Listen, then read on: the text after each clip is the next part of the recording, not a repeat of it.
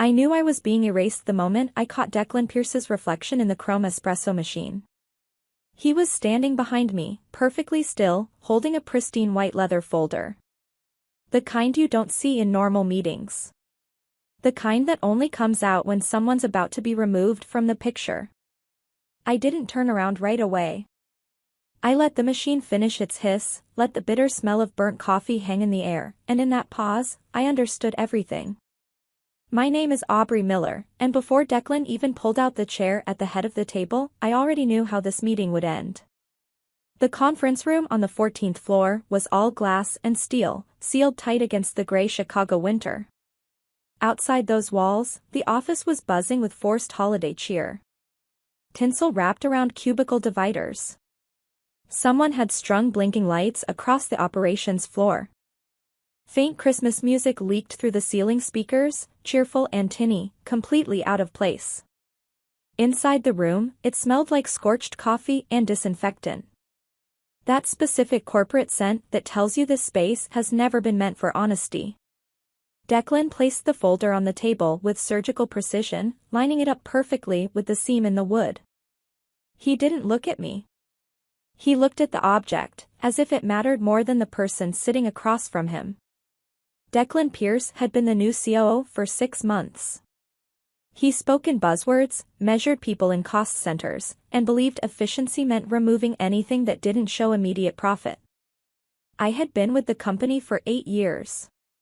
We're moving toward a lean restructuring, Aubrey, he said at last, his voice smooth, investor-ready. After reviewing operational redundancies across IT and logistics, your role has been identified as no longer essential. I didn't blink. I didn't gasp. I just folded my hands in my lap and felt the texture of my wool trousers under my fingers.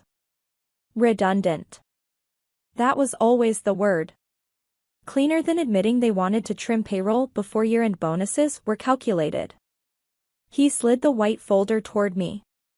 This packet contains your severance agreement, COBRA information, and a non-disparagement clause. 2 weeks' pay, effective immediately. 2 weeks. 8 years of building the digital spine of this company, reduced to a rounding error. Because of your access level, Declan continued, mistaking my silence for shock, we'll need an immediate handover. Admin keys, root credentials, and the master token vault for the routing system before you leave the building today. The routing system. He said it casually, like it was a spreadsheet or a scheduling app. He had no idea. To him, it was just another line item. To the company, it was oxygen. I looked at the folder, then back at him, and felt something unexpected settle over me. Calm. The kind of calm that comes when you watch someone remove a load-bearing wall after being warned what would happen. I can't do that, I said. The silence was thick. Declan's hand froze halfway to his water glass. Excuse me? I can't do that, I repeated, my voice steady. I wasn't being defiant. I was being factual. His jaw tightened. Aubrey, I understand this is emotional, but let's be clear. The system belongs to the company. Refusing to hand over credentials would be termination for cause. And potentially criminal. He wanted fear. Panic. Compliance. He wanted me to type passwords and hand him the keys so he could feel powerful escorting me out. Instead, I reached into my pocket and placed my security badge on the table. It clicked softly against the wood. You're firing me, I said. That's your decision. But the credentials you're asking for don't belong to you. Declan stared at me, waiting for a crack. None came. He pressed the intercom. Security to the executive conference room. 2 guards appeared moments later. One of them, Eddie, had shared morning coffee with me for years. He couldn't meet my eyes. Ms. Miller is refusing to comply with offboarding procedures, Declan said sharply. Escort her to collect personal items and then out of the building. I stood, smoothed my blazer, and left the white folder untouched on the table. It's okay, Eddie, I said quietly. I'm ready. The walk to my desk felt like a funeral procession, except only I knew who was really in the coffin. The office was aggressively festive. Garland, wreaths, blinking lights. Heads turned as we passed. In a place like this, security walking beside you was a language everyone understood. At my desk, I didn't touch the computer. I picked up my handbag and a small framed photo of my dog. That was all. I had cleared everything else weeks ago. I'd been waiting. We passed the operations floor. The massive wall monitors glowed green. Green meant trucks moving, routes optimized, freight flowing. A synchronized dance of commerce, all powered by logic running quietly in the background. Declan thought he'd fired an employee. He didn't realize he'd unplugged the pacemaker. The elevator ride down was silent. Eddie badged the panel, then stepped back. "Take care, Aubrey," he murmured. "You too," I said. "Happy holidays." The doors closed. My phone buzzed in my pocket. One message. From a junior systems admin. "They're asking for the token vault. They're trying to reset routes." What do I do? I typed a single word. "Wait." The elevator chimed. I stepped into the cold December air. It was December 22nd. 3 days before Christmas. I didn't look back at the glass tower behind me. I didn't need to. I knew exactly what was happening inside the system. The safeguard wasn't a virus or malware. It was a clause. A verification check. And without my credentials validating the license handshake, the clock had started ticking. 3 days. 8 years earlier, the company hadn't looked like this. Back then, it smelled like diesel fuel and stale donuts. We operated out of a drafty warehouse where the heat barely worked and survival depended on whether freight moved. I wasn't a face on a brochure. I was the person called at 3 in the morning when servers failed and $500,000 of seafood sat stranded on a frozen highway. That pressure is what forced me to build the system they now took for granted. I didn't design it in a boardroom. I built it during crises. Blizzard reroutes. Port congestion. Regulatory nightmares. It learned before management ever did. And over time, as the company grew shinier and colder, I learned something too. Being indispensable doesn't mean being safe. It means being invisible until something goes wrong. And when it does, you're the first one they're willing to sacrifice. That lesson is what changed everything. It's why, long before Declan walked in with his white folder, I'd already prepared for this ending. It's why I knew, as I drove away through falling snow, that the green screens upstairs wouldn't stay green for long.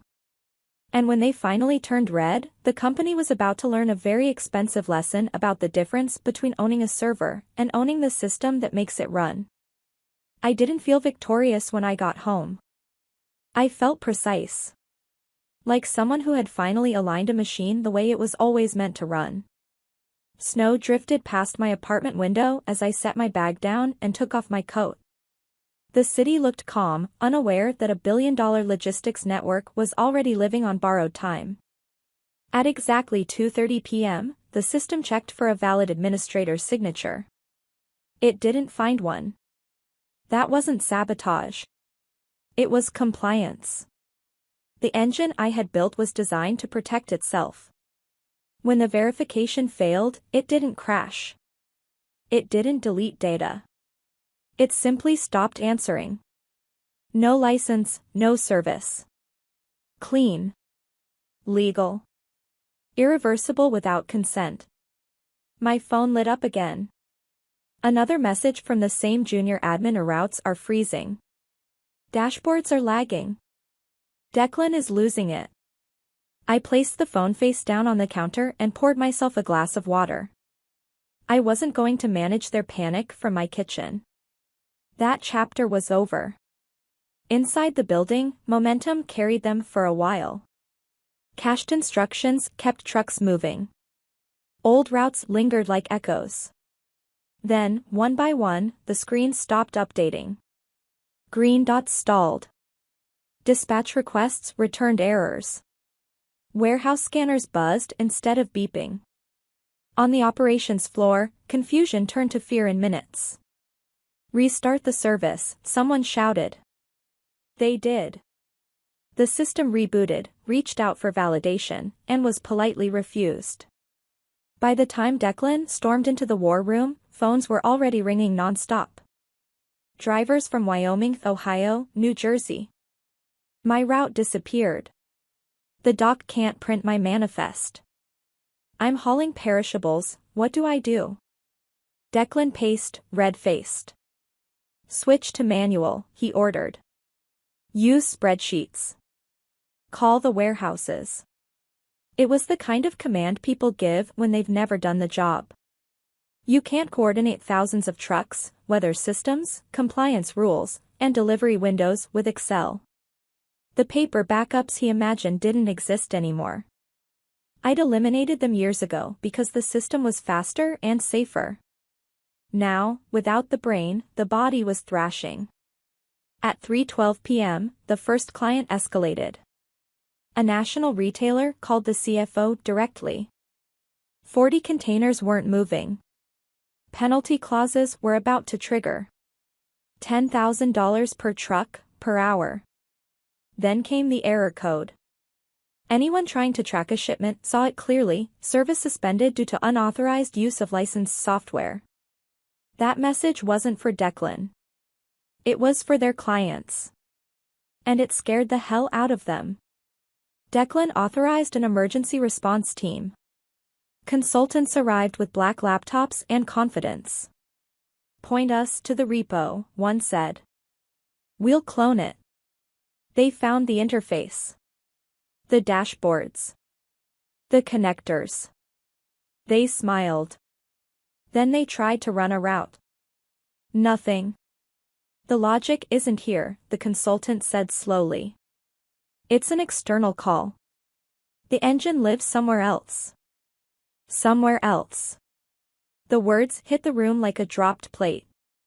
One of them tried to brute force the authentication. The system logged it instantly. Every attempt. Every IP. Every credential. Those logs were forwarded automatically to compliance. By then, the compliance officer was standing in the doorway, pale. "Are you authorizing an intrusion attempt on a vendor system?" he asked. "Because if you are, we just voided our cyber insurance." Declan waved them off. "Find an alternative," he snapped. They did. A lightweight routing app meant for small parcel delivery. It was fast. It was cheap. It was wrong. A hazmat truck was sent up a restricted mountain pass. 30 minutes later, a state trooper called. Jackknifed. Lanes blocked. Violations stacking up. This wasn't an outage anymore. It was a crisis. At 6 p.m., my lawyer, Renee Maddox, sent the first formal notice. Revocation of license. Demand to cease unauthorized use. Attachments included the original service agreement and the usage logs. Declan ignored it. At 7 o'clock, she sent the second message. This one included the penalty rate. $5,000 per minute of continued access attempts.